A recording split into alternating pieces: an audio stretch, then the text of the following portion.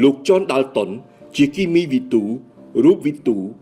និងអ្នកឧតុនិយមជនជាតិអង់គ្លេសនិងក៏ជាមនុស្សដែលត្រូវបានគេចាត់ទុកថាជាបិតានៃទ្រឹស្ដីអាតូមសម័យទំនើបលោកក៏ជាអ្នកត្រួសត្រាយផ្លូវសម្រាប់ការព្យាករណ៍អាកាសធាតុនិងជាអ្នកវិទ្យាសាស្ត្រដំបូងដែលបានប្រើប្រាស់ឧបករណ៍ដែលមាននៅក្នុងផ្ទះដើម្បីធ្វើការអង្កេតពីអាកាសធាតុលោក John Dalton គីមីវិទូដែលបង្កើតទ្រឹស្ដីអាតូមសម័យទំនើប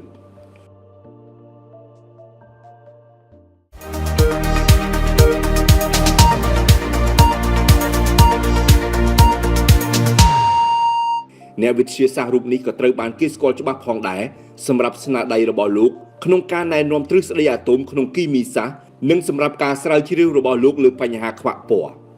ការស្រាវជ្រាវរបស់លោកត្រូវបានគេដាក់ឈ្មោះថា Daltonism និងត្រូវបានគេយកទៅប្រើប្រាស់ជាច្រើនភាសាតើលោក John Dalton មានប្រវត្តិយ៉ាងណាសូមអញ្ជើញទស្សនាវីដេអូនេះដូចតទៅលោក John Dalton កើតនៅថ្ងៃទី6ខែកញ្ញាឆ្នាំ1766ក្នុងលំនៅឋានដ៏តូចមួយស្ថិតនៅតំបន់ Cumberland នៃប្រទេសអង់គ្លេសលោកមានឪពុកឈ្មោះ Joseph Dalton ជាអ្នកតម្បាញដ៏ក្រីក្រនិងម្ដាយឈ្មោះ Deborah Greenup គ្រួសាររបស់លោកជាសមាជិកនៃ Quaker ដែលជាក្រុមចលនាគ្រឹះបរិស័ទនៅអាយុ15ឆ្នាំយុវជន John Dalton បានជួយបងប្រុសរបស់ខ្លួនឈ្មោះ Jonathan ក្នុងការបើកឲ្យដំណើរការសាលារៀនមួយនៅក្នុងតំបន់ Cumbria ចាប់ពីឆ្នាំ1787លោក John Dalton បានរក្សាទុកកំណត់ហេតុឧតុនិយមពេញមួយឆាកជីវិតលោកបានកត់ត្រានៃការសង្កេតអាកាសធាតុជាង 20000 ដងក្នុងរយៈពេល57ឆ្នាំនៅប្រហែលឆ្នាំ1790លោកគ្រោងនឹងបន្តការសិក្សាផ្នែកច្បាប់ឬវិទ្យាសាស្ត្រប៉ុន្តែដោយសារលោកជាសមាជិកនៃអង្គការប្រឆាំងនឹងព្រះវិហារអង់គ្លេសលោកមិនត្រូវបានគេអនុញ្ញាតឲ្យចូលសិក្សានៅសាកលវិទ្យាល័យអង់គ្លេសនោះទេ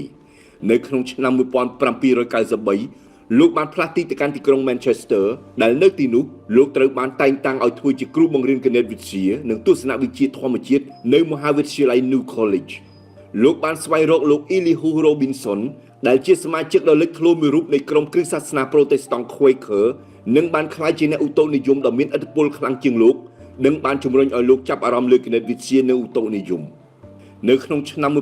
1793សៀវភៅដំបូងរបស់លោកស្ដីពីប្រធានបទឧតុនិយមដោយផ្អែកលើកំណត់ត្រានៃការសង្កេតលើបញ្ហាអាកាសធាតុរបស់លោកត្រូវបានបោះពុម្ព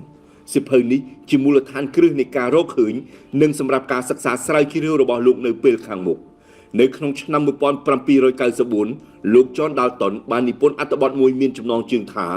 ការពិតមិនធម្មតាតាក់ទងនឹងការមើលឃើញពណ៌ដែលជាស្នាដៃដំបូងរបស់លោកស្ដីពីការមើលឃើញរបស់ភ្នែកនៅក្នុងឆ្នាំ1800លោកបានផ្ដល់បទបង្ហាញមួយដែលនិយាយពីព័ត៌មាននៃការពិសោធន៍របស់លោកលើឧស្ម័ននិងការសិក្សាពីធម្មជាតិនិងធាតុគីមីនៃខ្យល់ពាក់ព័ន្ធនឹងសម្ពាធបរិយាកាសនៅឆ្នាំ1801សៀវភៅទី2របស់លោកមានចំណងជើងថា Elements of English Grammar ត្រូវបានបោះពុម្ពនៅក្នុងឆ្នាំដដែលលោកបានរកឃើញច្បាប់ Dalton Law ដែលជាច្បាប់បង្កើតឡើងដោយរូបលោកផ្ទាល់ទាក់ទងនឹងឧស្ម័ននៅក្នុងឆ្នាំ1803ការពិសោធន៍របស់លោកស្ដីពីសម្ពាធនៃល្បាយឧស្ម័នត្រូវបានគេទទួលស្គាល់ថាជាច្បាប់សម្ពាធ Dalton អំឡុងដើមទសវត្សរ៍1800លោកបានបង្កើតទ្រឹស្ដីមួយស្ដីពីការពង្រីកកម្ដៅប្រតិកម្មកម្ដៅនិងប្រតិកម្មត្រជាក់នៃឧស្ម័នទាក់ទងនឹងការពង្រីកនិងបង្ហាប់ខ្យល់នៅក្នុងឆ្នាំ1803លោកបាននិពន្ធអត្ថបទមួយសម្រាប់ស្ថាប័នសិក្សាអង់គ្លេសមួយដែលក្នុងអត្ថបទនោះលោកបានបង្ហាញពីតារាងទម្ងន់អាតូមិកដែលជាតារាងអាតូមិកដំបូងនិងដែលត្រូវបានបង្កើតឡើងនៅក្នុងពេលនោះនៅក្នុងឆ្នាំ1808លោកបានពន្យល់បន្ថែមពីទ្រឹស្ដីអាតូមនិងទម្ងន់អាតូមនៅក្នុងសៀវភៅមានចំណងជើងថា A New System of Chemical Philosophy